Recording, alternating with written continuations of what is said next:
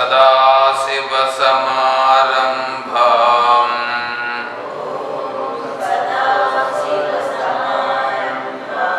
शङ्कराचार्यमध्यमाम् तत्त्वविदानन्दपर्यन्ताम् वन्दे गुरुपरम्पराम्।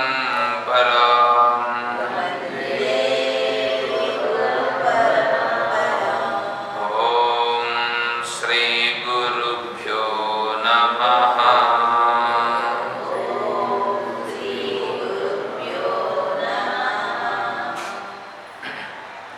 పూజ్య గురుదేవులు తత్వవిధానంద సరస్వతి స్వాముల వారి దివ్య చరణారవిందములకు ప్రణామములతో పరిపూర్ణ పరబ్రహ్మస్వరూపులకు ప్రియాత్తమ బంధువులారా, ఓం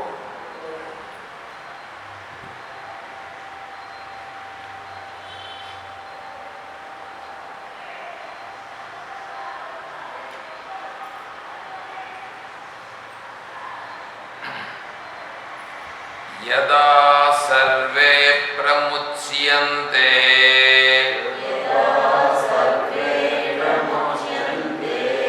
కామాయేస్య హృది శ్రితాః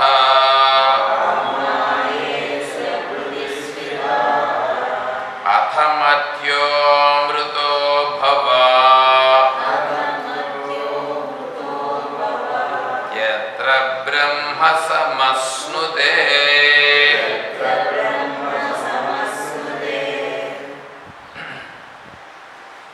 యదా సర్వే ప్రముచ్యంతే కామాయేస్య హృది శ్రితాః అథ మర్త్యో అమృతో భవ యత్ర బ్రహ్మ సమశ్నుతే.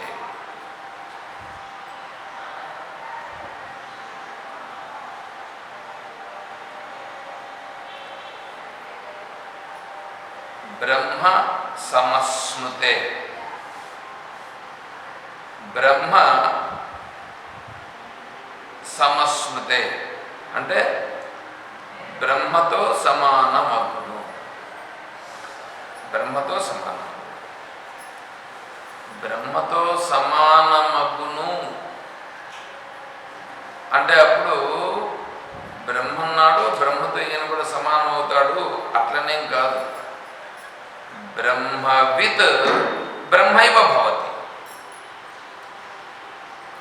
బ్రహ్మవిత్ బ్రహ్మైవ భవతి న బ్రహ్మవిత్ అంటే బ్రహ్మను తెలుసుకున్నవాడు బ్రహ్మమైపోతాడు, కానీ బ్రహ్మను తెలుసుకున్నవాడు కాదు. అంటే ఇప్పుడు మామూలుగా లోకంలో ఏదైనా ఒక విషయాన్ని తెలుసుకున్నారని అనుకోండి, ఆ విషయాన్ని తెలుసుకుంటే విషయం అక్కడ ఉంటుంది, తెలుసుకునేవాడు ఇక్కడ ఉంటాడు. ఇవి వేరువేరుగా ఉంటాయి. లోకంలో సహజంగా ఇట్లా ఉంటాడు. అంటే తెలుసుకునేవాడు ఉంటాడు, తెలియబడేది ఉంటుంది. తెలుసుకునేవాడిని జ్ఞాత అంటారు. తెలియబడే వస్తువుని జ్ఞేయం అని అంటారు. జ్ఞాత తెలుసుకునేవాడు, తెలుసుకునే వస్తువు జ్ఞేయం. లోకంలో సహజంగా జ్ఞాత జ్ఞేయం వేరువేరుగా ఉంటాయి. ఇప్పుడు బంగారం గురించి తెలుసుకున్నాడు, బంగారం వేరుగా ఉంది, తెలుసుకునే నేను వేరుగా ఉన్నా. ఇప్పుడు నేను హైదరాబాద్ విన్నాను, హైదరాబాద్ గురించి తెలుసుకుంటున్నాను. హైదరాబాద్ వేరుగా ఉంది, నేను వేరుగా ఉంది, వేరువేరుగా ఉందిగా. ఇక్కడికి వచ్చేటప్పటికి ఏమవుతుందంటే తెలుసుకునేవాడు తెలుసుకునే దానికంటే భిన్నముగా ఉండడు. తెలుసుకునేవాడు తెలుసుకునే దానికంటే భిన్నముగా ఉండడు. అది ఎప్పుడవుతాడో అప్పుడు వాడు తెలుసుకున్నవాడు. అత్ర అత్ర బ్రహ్మ సమస్నుతే, అప్పుడు వాడు తెలిసినవాడు, అప్పుడు వాడు బ్రహ్మను పొందినవాడు. జ్ఞానం జ్ఞేయం జ్ఞానగమ్యం. విన్నారా మీరు? జ్ఞానం జ్ఞేయం జ్ఞానగమ్యం హృది సర్వస్య విష్ఠితం. జ్ఞానము జ్ఞేయము జ్ఞానగమ్యం, ఇవి మూడు ఎక్కడున్నాయి? హృదయమునందే ఉన్నవి. 13వ అధ్యాయం.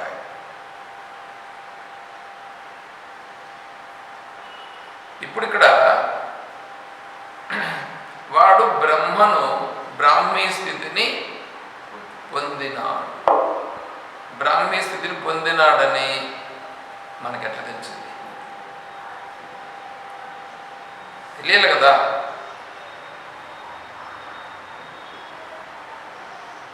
ఫస్ట్ వేరే వాళ్ళకి తెలుస్తుందా, నాకు తెలుస్తుందా? ఎవరికి వాడికే తెలుస్తుంది. ఇప్పుడు భోంచేస్తున్నాం, ఆకలి తగ్గుతూ ఉందా, ఆకలి పెరుగుతుందా? ఆకలి ఎంత ఎంత తింటూ ఉంటే అంత ఆకలి తగ్గుతూ ఉంటుంది. ఈ ఆకలి తగ్గుతూ ఉండేటువంటిది నాకు తెలుస్తూ ఉంది. కొంతసేపటికి ఇంకా నాకు ఆహారం అవసరం లేదు. ఎందుకు? నిండిపోయింది, చాలు అంటున్నాం కదా. అలాగే ఇక్కడ కూడా నేను బ్రాహ్మీ స్థితిలో ఉన్నాను అని గుర్తించుట ఎట్లు? చూడండి, గుర్తించుట ఎట్లు దానికి చెప్తున్నాను. యదా, ఎప్పుడైతే సర్వే ప్రముచ్యంతే కామాయస్య హృది శ్రితాః.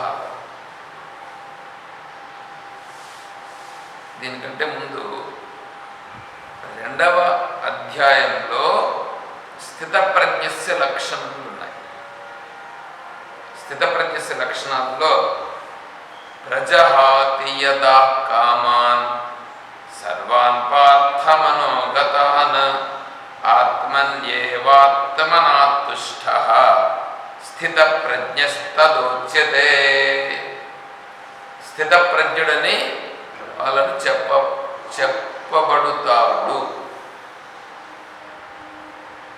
స్థితప్రజ్ఞుడని అతన్ని చెప్పబడతాడు. స్థితప్రజ్ఞుడు అంటే ప్రజ్ఞ స్థిరముగా ఉన్నవాడు. ఏ ప్రజ్ఞ స్థిరముగా ఉన్నవాడు? అంటే జ్ఞానం. నేను చెప్పుకుంటూ ఉన్నాను, జ్ఞానం ఏమవుతుందంటే ఒక్కొక్క మైండ్లో నుంచి ఒక్కొక్క విధంగా ప్రకటింపబడుతూ ఉంటుంది. కానీ జ్ఞానం అది అలాగే ఉంటుంది. జ్ఞానం ఎప్పుడూ మారదు. జ్ఞానం అలాగే ఉంటుంది. ఆ జ్ఞానము ఈ మనస్సులలో ప్రకటింపబడి ఈ మనస్సును అనుసరించి అది ఆయా మనస్సులో ఉండే భావాలను బట్టి ప్రకటింపబడుతుంది. ఇప్పుడు బంగారం ఉంది. బంగారం ఏమవుతుందంటే వీళ్ళు బంగారమును కరిగించి దాన్ని ఒక రూపంగా చేసేదానికి అవి మోల్డ్ చేస్తారు మిషన్స్లో. అంటే దాన్ని ఏమంటారు?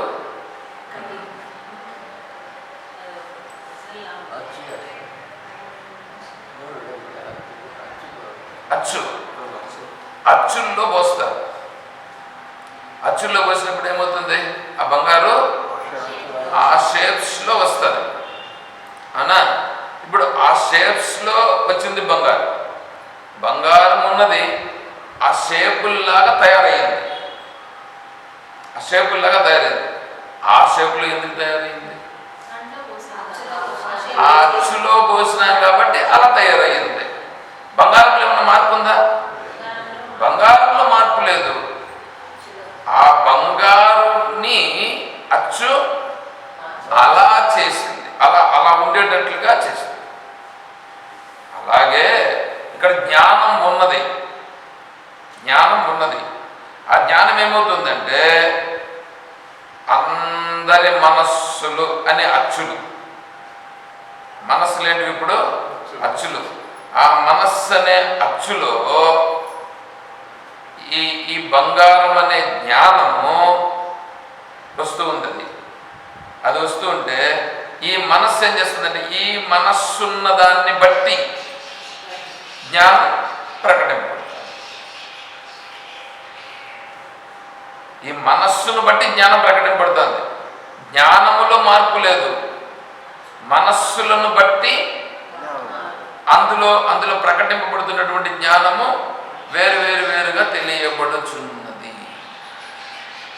ఒక అచ్చేమో నెక్లెస్, ఇంకొక అచ్చేమో వడ్డానం, ఇంకొక అచ్చేమో కంకణం, ఇంకొక అచ్చేమో పాపిటి బిళ్ళ. చూడండి, రకరకాలుగా వచ్చినాయి కదా. బంగారం అనుకునిందా నేను ఇట్లా అవుతానని? బంగారం మనం అనుకోలేదు. ఈ అచ్చు వలన బంగారం అయితే దాన్ని కరిగించినారు, దేంట్లో పోస్తే ఆ రూపంగా అయింది. అదేవిధంగానే జ్ఞానం అనేటువంటిది ఏదుందో అందరి యొక్క మనసుల ద్వారా ప్రకటింపబడుచున్నది. ఇప్పుడు ఆ జ్ఞానం ఏదున్నదో ఆ జ్ఞానము నేను. ఆ జ్ఞానము నేనవుతానా? ఈ మనస్సు నేనవుతానా? జ్ఞానము నేను అని ఎవడైతే, జ్ఞానము నేనని ఎవడైతే స్థిరపడిపోయినాడో, ఈ మనస్సు యొక్క ప్రభావము లేకుండా, ఈరోజు ఉదయం కూడా దీనిపైన టాపిక్ జరిగింది. ఇప్పుడు మళ్ళీ సేమ్ అదే విషయం ఇక్కడ. ఎవడి మనస్సు అయితే, ఎవడి జ్ఞానమైతే వాడి మనస్సును అనుసరించి విషయములను తెలుసుకుంటూ ఉంటుంది. మనస్సు జడం, మనస్సు పని చెయ్యదు, తెలుసుకోలేదు. జడమైనటువంటి మనస్సు చేతనమైనటువంటి జ్ఞానము వలన చేతనమై మనస్సులో ఉండే సంస్కారములను అనుసరించి మనస్సు ప్రకటింపబడుతూ ఉన్నది. జ్ఞానము వచ్చి నువ్వు ఈ పని చెయ్యి అని మనస్సుకు చెప్పుటం లేదు. జ్ఞానం వచ్చి మనస్సుకి ఈ పని చెయ్యి అని చెప్పట్లేదు, నువ్వు ఇలా మాట్లాడు అని చెప్పుటం లేదు, ఇలా చెయ్యి అని చెప్పుటం లేదు.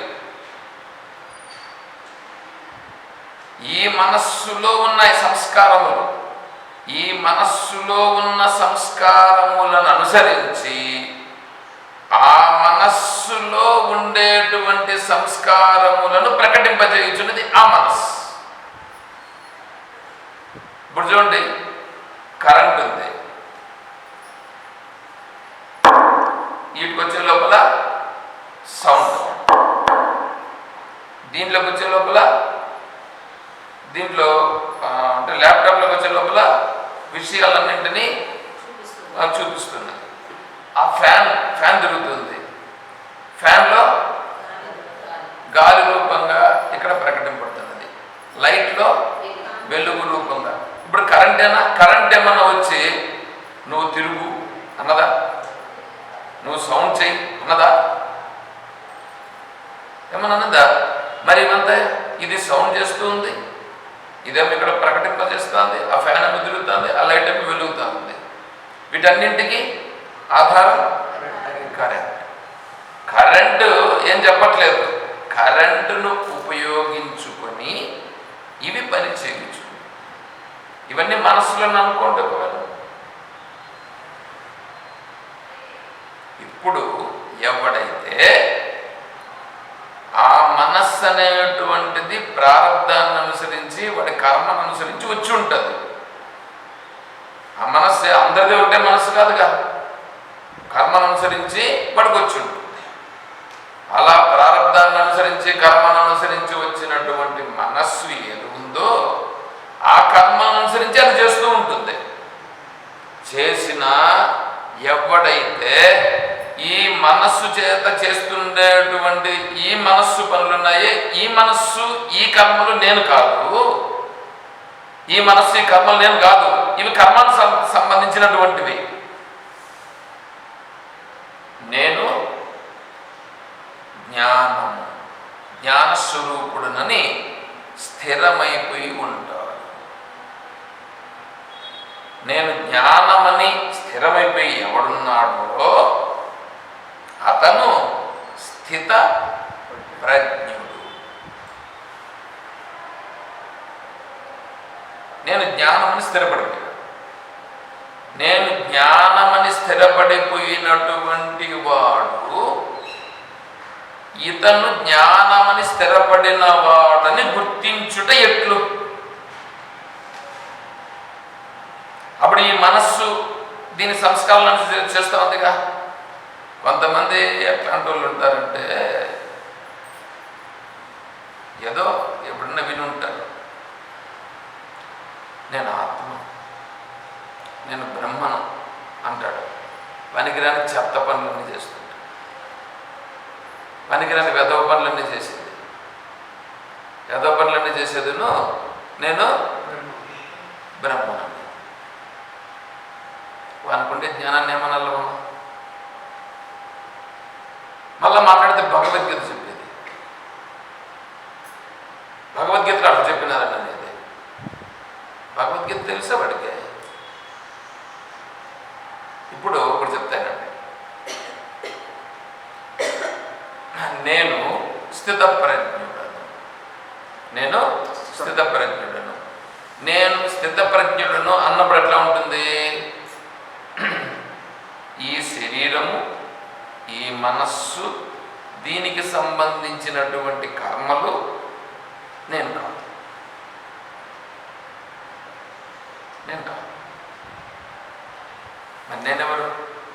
నేను జ్ఞానస్వరూపుడు. అంటే నేను తెలుసుకునేవాడను. తెలుసుకునేవాడనని ఉంటే ఈ శరీరమునకు ఏమైనా జరుగుతూ ఉంటే, ఈ మనస్సుకు కూడా ఏమైనా జరుగుతూ ఉంటే అతను ఎలా ఉంటాడు? ఉండాల. మనస్సుకు జరుగుతూ ఉంది, శరీరానికి జరుగుతూ ఉంది, నాకేమి, నేనేం కాదు అని ఉండాలి. రమణ మహర్షుల వారికి ఆపరేషన్ చేసేదాన్ని తీసుకెళ్ళారు.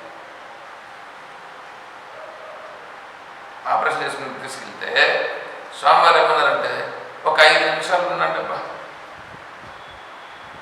స్వామి, మత్తు మంది ఇస్తామని అన్నారు. ఒక 5 నిమిషాలు ఉన్నాడు అంటే ఏమి, వారు అలా ఉండి చిన్నగా ధ్యానమగ్నులైనారు. నీకేమన్నా తెలుసు అంటే ఇప్పుడు ఏమైంది? శరీరము మనస్సు నేను కాదని స్థిరపడిపోయినట్టు. అంటే ఇప్పుడు మేల్కొని ఉన్నప్పుడు కూడా నేను శరీరము మనస్సు కాదని ఉన్నారు. అయినా ఆ శరీరానికి ఏదో ఆపరేషన్ చేస్తారని అంటున్నారు.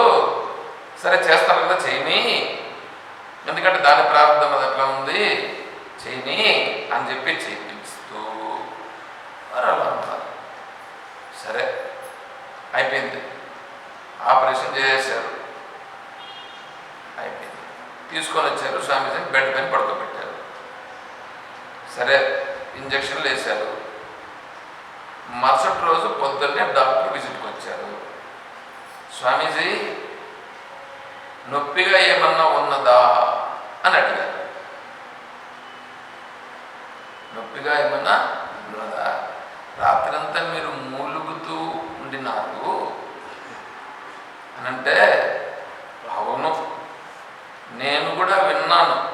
మూలుగుతూ ఉన్నాడు. నేను కూడా విన్నాను. ఏంది వినిండేది? మూలుగుతూ ఉండుటను విన్నాను నేను. అంటే ఇప్పుడు మూలిగింది ఎవరు? శరీరము, మనస్సు మూలిగింది. మనమేమో ఈవిడొచ్చి ఇంట్లో పనులు చేసుకుంటా, వేరే వాళ్ళ చేతులను పెట్టి ముంచేస్తా, ఏమండి చేసేది అధర్మ కార్యక్రమములను చేస్తూ నేను భగవద్గీతను చదువుచున్నా. ఏమండి నేను ఆత్మస్వరూపుడను. ఇదే గ్రామంలో ఈ అచల సిద్ధాంతం వల్ల ఉండదు. అచల సిద్ధాంతం వాళ్ళని తీసుకుంటాడు చూద్దురు. బ్రహ్మాండంగా ఈ మాటలే ఉంటాయి. మాంసభక్షణము చేసేది నేను తినలేదు, ఆత్మస్వరూపము తినలేదు. గంజాయి తాగేది ఆత్మస్వరూపము తాగలేదు అనేది. ఇంకా ఇంకా వేరే వేరే పనులను ఉన్నాయి, చెప్తే బాగుంటుంది.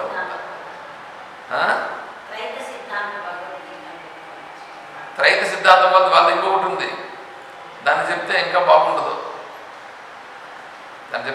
ఎందుకంటే తెలుసుకోవాలనుకునే వాళ్ళకు మనం చెప్పచ్చు. తెలుసుకోవాలని అనుకోవట్లే, వాళ్ళు తెలుసుకున్నది ఇదే కరెక్ట్ అని పట్టుకొని ఉన్నారు. ఇదే కరెక్ట్ అని పట్టుకోవడం వల్ల మనం ఏం చేయాలా? ఏం చేయాలి చెప్పండి?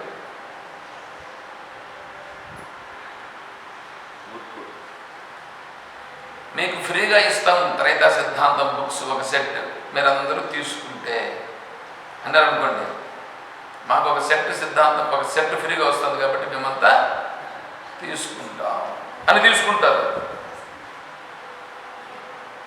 ఏం మాట్లాడాలా? ఆ భగవద్గీతలో ఏమేం తప్పులు చెప్తున్నారు, ఏమేం దోషాలు చెప్తున్నారు అనేటువంటిది దాన్ని గుర్తిస్తే అట్లా చేస్తారా?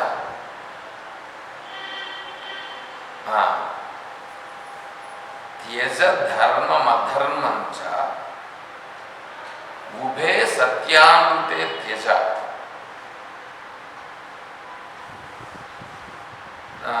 ఉభే సత్యామృత త్యక్త్వా తేన త్యజసి తత్ త్యజ. ఏమంటే ఇప్పుడు ఇక్కడ చూడండి, ధర్మాచరణ చేయాలన్నా అధర్మాచరణ చేయాలన్నా?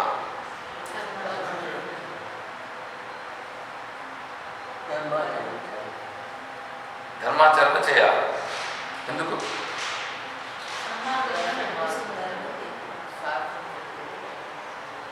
సరే, అదే మాట మీద నిలబడండి. అదే మాట పైన నిలబడాలి.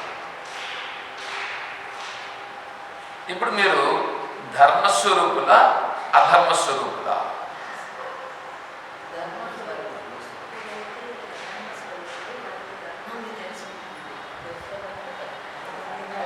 మీరు ఆత్మస్వరూపం కదా. ఆత్మస్వరూపం అంటే జ్ఞానం కదా. జ్ఞానం అనేది జ్ఞానం ఉందంటే, జ్ఞానం అనేటువంటిది ఇప్పుడు ధర్మం ఉంది కదా. ధర్మమును ఆచరిస్తున్నాడు ఒక వ్యక్తి. ధర్మమును ఆచరించే వ్యక్తిలో జ్ఞానం ఉన్నదా లేదా? అధర్మాన్ని ఆచరించే వ్యక్తిలో జ్ఞానం ఉన్నదా లేదా? ఇప్పుడు ఆ జ్ఞానమునకు ధర్మముతో కానీ అధర్మముతో కానీ సంబంధం ఉన్నదా? లేదు కదా. ఇప్పుడు మీరు మీరు మీరు జ్ఞానస్వరూపుల లేదా ధర్మస్వరూపుల? జ్ఞానస్వరూపులు కదా. జ్ఞానస్వరూపులు అయినప్పుడు ఏం చేయాలా? నేను ధర్మమా అధర్మమా?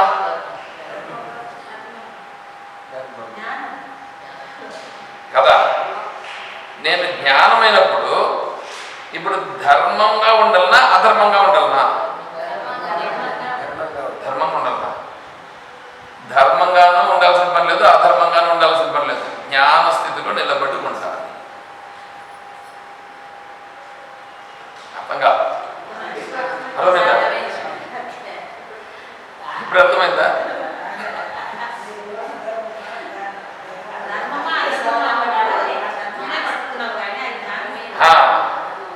ఇట్లే ఉంటాయి, ఇట్లే ఉంటాయి.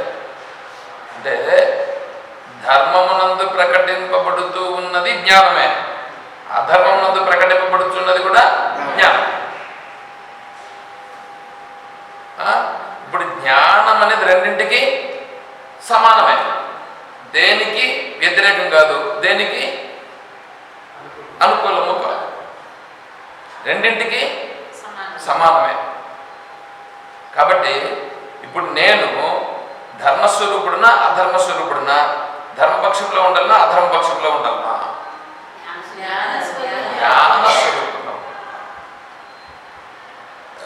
త్యజ, త్యజ అంటే విడిచిపెట్టు. దేన్ని? ధర్మం అధర్మం చ. త్యజ ధర్మం అధర్మం చ. ధర్మము విడిచిపెట్టు, అధర్మము విడిచిపెట్టు. ఉభే, ఉభే రెండు. సత్యామృతే త్యజ, సత్యమును అమృతమును. సత్యం అంటే సత్యము, అమృతం అంటే అసత్యము. ఇప్పుడు సత్యమా అసత్యమా? నేను సత్యము కాదు అసత్యము కాదు, ఆ రెండింటిని కూడా విడిచిపెట్టు. ఉభే సత్యామృతే త్యక్త్వ. ఇప్పుడు ఈ ధర్మమును అధర్మమును విడిచిపెట్టి ధర్మాధర్మములకు ఆధారంగా ఉన్నది కదా నేను, దాని కదా పట్టుకోవాలి. ఈ ధర్మమును అధర్మమును విడిచిపెట్టింది ఎవరు? మనస్సు, శుద్ధ మనస్సు. పొద్దున్నే వచ్చేది శుద్ధ మనస్సు గురించి. ఆ శుద్ధ మనస్సు చేత ఈ ధర్మాధర్మములను విడిచిపెట్టి దీన్ని పట్టుకుంటాం. సత్యామృతములను కూడా ఈ శుద్ధ మనస్సు చేత విడిచిపెట్టి జ్ఞానమును పట్టుకున్నాడు. అవునా? ఉభే సత్యామృత త్యక్త్వ, రెండింటినీ విడిచిపెట్టి ఆ తర్వాత తేన త్యజసి. ఇప్పుడు మనస్సు చేత, శుద్ధ మనస్సు చేత ఆ రెండింటిని విడిచిపెట్టావుగా. దేని చేత నువ్వు వీటిని విడిచిపెట్టినావో ఇప్పుడు దాన్ని విడిచిపెట్టు. దేని చేత విడిచిపెట్టావు? శుద్ధ మనస్సు చేత విడిచిపెట్టినావు. ఇప్పుడు శుద్ధ మనస్సును కూడా విడిచిపెట్టు. శుద్ధ మనస్సును కూడా విడిచిపెట్టి ఏదుందో అది నేనుగా మిగిలిపోయింది. అర్థమవుతుందా? ఉండు ఉంది ఉంది లెక్కచూ.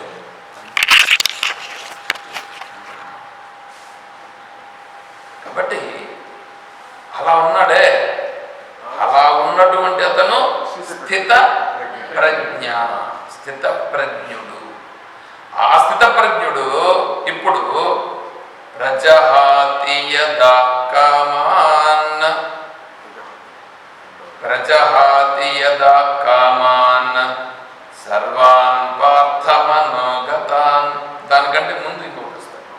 శ్రీకృష్ణ పరమాత్మ ధర్మపక్షమా అధర్మపక్షమా?